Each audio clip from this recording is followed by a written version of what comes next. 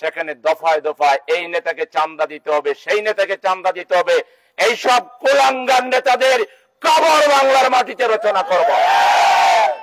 আমার একজন ক্ষুদ্র ব্যবসায়ীর গায়ে চান্দার নামে কেউ যদি আঙ্গুল উঁচু করে, তার আঙ্গুল ব্যঙ্গে চোরমার করে দিবে জনগণ।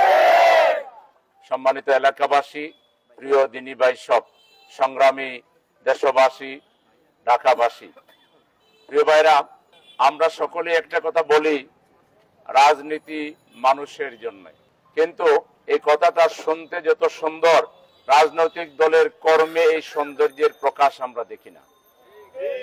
আজকে বাংলাদেশে কোন একটা সার্ভে টিম যদি যারা এগুলো নিয়ে বিশ্লেষণ করেন, গবেষণাধর্মী কাজ করেন, তাদের কাছে আমার একটা অনুরোধ থাকবে যে আপনারা প্রধান প্রধান রাজনৈতিক দলগুলোর বিগত 5 বছরের আমল একটু পর্যালোচনায় আনেন। গত 5 বছরে মানুষ মানুষের জন্য, জনগণের জন্য রাজনীতি, রাজনৈতিক দল জনগণের জন্য কি করেছেন, সমাজকে সংগঠিত করার জন্য, সুগঠিত করার জন্য রাজনৈতিক দল তার দলীয় তহবিল থেকে কয় টাকা ব্যয় করেছেন। আমরা জামাত ইসলামের পক্ষ থেকে আমাদের দলীয় কর্মীদের দেওয়া যে বায়তুল মাল, সেই বায়তুল মালের টাকা দিয়ে যেমন আমরা অফিস ভাড়া দেই, প্রয়োজনীয় সাংগঠনিক কাজ করি, তেমনি জনগণের জন্য 40 থেকে 50% টাকা আমরা এই জনগণের কল্যাণে 12 মাস বিনিয়োগ করে থাকি।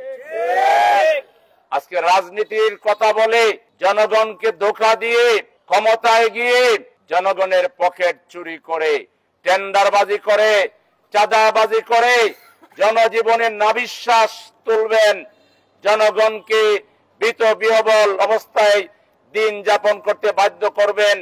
এই ধরনের তথাকথিত রাজনীতি বাংলাদেশে আর চলবে না। বাংলাদেশের 24-এর সেই অভ্যুত্থানের মধ্য দিয়ে টোটাল রাজনীতিকে বাংলাদেশে পাল্টাতে হবে, এটা আমাদের ছাত্র সমাজ জানান দিয়েছে। ছাত্র সমাজ পরিষ্কার বলে দিয়েছে, বাংলাদেশে আর বৈষম্য চলবে না। আমার ছোট্ট ক্ষুদ্র ব্যবসায়ী তার ফলমূল নিয়ে, শাক সবজি নিয়ে সে একটু এই আইল্যান্ডে বসে, রাস্তার ধারে বসে সে একটু বিক্রি করে তার উপার্জন করে পরিবার চালাবে। সেখানে দফায় দফায় এই নেতাকে চাঁদা দিতে হবে, সেই নেতাকে চাঁদা দিতে হবে। এইসব কুলাঙ্গার নেতাদের কবর বাংলার মাটিতে রচনা করব। আমার একজন ক্ষুদ্র ব্যবসায়ীর গায়ে চান্দার নামে কেউ যদি আঙ্গুল উঁচু করে, তার আঙ্গুল ব্যঙ্গে চোরমার করে দিবে জনগণ। এই দেশে আর কোন চান্দাবাজি চলবে না, টেন্ডারবাজি চলবে না, এই দেশে সন্ত্রাস আর চলবে না। এই দেশে রাজনীতি করতে হলে সেবক হয়ে রাজনীতি করতে হবে। এদেশে রাজনীতি করতে হলে জনগণকে কিছু দিতে হবে। খালি নিজেদের পকেট গরম করবেন, আপনারা সুন্দর সুন্দর জামা কাপড় পরবেন, আপনারা বড় বড় মাছ খাবেন, আপনারা আপনাদের বেগমদের জন্য বিদেশে বাড়ি বানাবেন, গাড়ি একটার জায়গায় 5টা করবেন। রাজনৈতিক দলের নেতাদের কার কি এখন আছে আর ক্ষমতায় যাওয়ার পরে কি হয়েছে, এগুলো হিসাব জনগণকে নিতে হবে। আপনারা খেয়াল রাখবেন, যারা নেতা তারা ভোট পাওয়ার আগে তাদের কয়টা গাড়ি, কয়টা বাড়ি, কয় টাকার মাছ কিনতে পারে, আর ভোট নিয়ে নেতা হয়ে সে কি করে। সুতরাং অতীত ইতিহাস পর্যালোচনা না করে আগামী দিনে যে নির্বাচন আসবে, কাউন্সিলর হোক, মেয়র হোক, এমপি হোক, কোন নির্বাচনে পা থেকে মাথা পর্যন্ত এবং গোষ্ঠী সুদ্ধা পর্যালোচনা না করে একটা ভোট এদেশের জনগণ কাউকে দেবে না। এজন্য ভোট পেতে হলে জনগণের সেবক হতে হবে, জনগণের কল্যাণ করতে হবে। আল্লাহ তাআলা কোরআনে বলেছেন, কুনতুম খায়রা উম্মাতিন উখরিজাত লিন-নাস, তোমরা এই সর্বোত্তম জাতি, তোমাদেরকে পৃথিবীতে আনা হয়েছে মানুষের কল্যাণ করার জন্য। আজকে এটা মানবিক সমাজ বড় বেশি দরকার। এই ঢাকা শহরে কত মানুষের স্বপ্ন ঢাকা পড়ে যাচ্ছে। আজকে কত মানুষ তার সন্তানকে লেখাপড়া করাতে পারছে না, কত মানুষ আজকে 3 বেলা খেতে পারে না, কত মানুষ আজকে খোলা আকাশের নিচে বসবাস করে।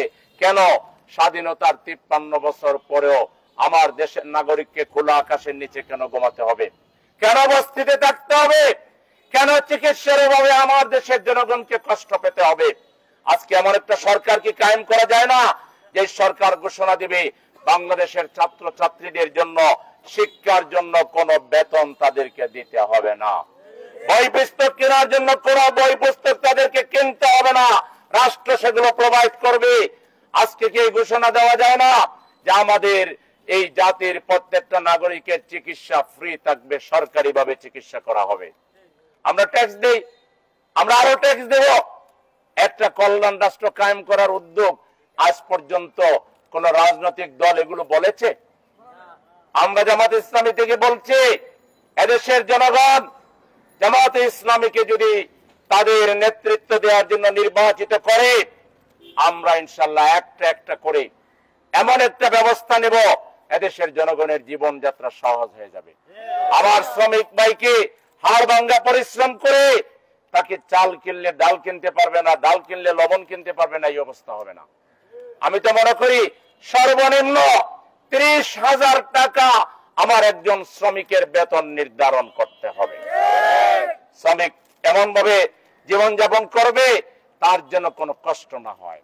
আজকে বাংলাদেশের প্রত্যেকটা শ্রেণীর মানুষের কল্যাণকে নিশ্চিত করার জন্য, একটি আধুনিক কল্যাণ রাষ্ট্র কায়েম করার জন্য, একটি দুর্নীতি মুক্ত, একটি স্বচ্ছ, ট্রান্সপারেন্ট, একটি সাহসী, দায়িত্বশীল, আল্লাহওয়ালা রাজনৈতিক দল এবং নেতৃত্ব দরকার।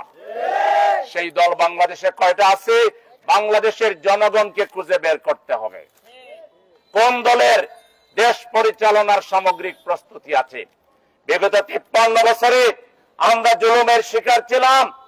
আমরা রাষ্ট্রকে আমাদের বিরুদ্ধে ব্যবহার করে আমাদেরকে রাস্তায় দাঁড়াতে দেওয়া হয়নি, নামাজ পড়তে দেওয়া হয়নি, রোজা রাখতে দেওয়া হয়নি, আমাদেরকে কথা বলতে দেওয়া হয়নি, আমাদের হাসাও নিষিদ্ধ ছিল, আমরা কাঁদতেও পারিনি, আমাদের কান্নাও নিষিদ্ধ ছিল।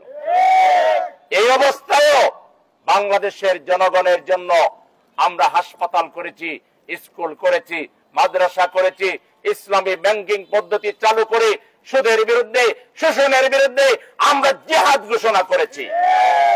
আজকে কোন দল বেসরকারি ভাবে এত সামাজিক, রাজনৈতিক, সাংস্কৃতিক, তামাদ্দনিক সব ধরনের সব ক্লাসে ভূমিকা রেখে জাতিকে সামনে এগিয়ে নিয়ে যাওয়ার জন্য, যুব সমাজের জন্য, শ্রমিকদের জন্য, মহিলাদের জন্য, ছাত্রীদের জন্য এমন কোন ক্লাস নাই যেই শ্রেণীর জন্য জামাত ইসলামী ভূমিকা পালন করেনি।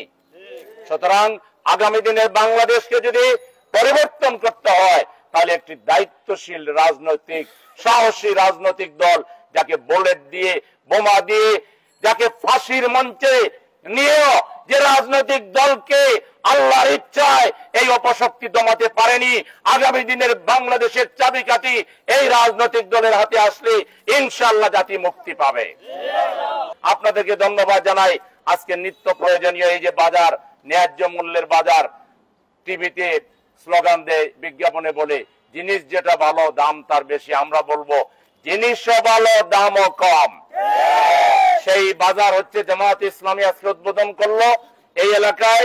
এটা চলতে থাকবে ইনশাআল্লাহ, এবং এটা গোটা সিটি জুড়ে আমরা এই ঢাকা মহানগরী উত্তর সিটি কর্পোরেশনের এলাকায় আমরা প্রত্যেকটা হাটে ঘাটে মাঠে এলাকায় এলাকায় আমরা এই সবজি এবং প্রয়োজনীয় দ্রব্য আমরা ন্যায্য মূল্যে বিক্রি করার উদ্যোগ নিয়েছি, এবং ইনশাআল্লাহ এটা চলতে থাকবে। আমরা এই ঢাকা সিটিকে একটা আধুনিক মানবিক সিটি হিসাবে আমরা গড়ে তুলতে দৃঢ় প্রতিজ্ঞ। সেজন্য আমরা কাজ করে যাচ্ছি। আমাদেরকে আমাদের এই কাজে এদেশের জনগণকে তাদের ভালোবাসা, তাদের দোয়া এবং তাদের সহযোগিতা নিয়ে আমাদের পাশে দাঁড়ানোর উদাত্ত আহ্বান জানিয়ে আগামীর বাংলাদেশ বিনির্মাণে জামাত ইসলামীকে এদেশের জনগণকে সাথে নিয়ে, আলেম ওলামাদেরকে সাথে নিয়ে, ছাত্র ছাত্রী, শিক্ষক, আবাল বৃদ্ধ বনিতা সকলকে ঐক্যবদ্ধ করে একটি ঐক্যবদ্ধ, সুখী, সমৃদ্ধশালী, প্রগতিশীল, মুক্তির বাংলাদেশ তৈরিতে জামাত ইসলামী এবং জনগণকে আজকে ঐক্যবদ্ধ ভূমিকা পালন করতে হবে।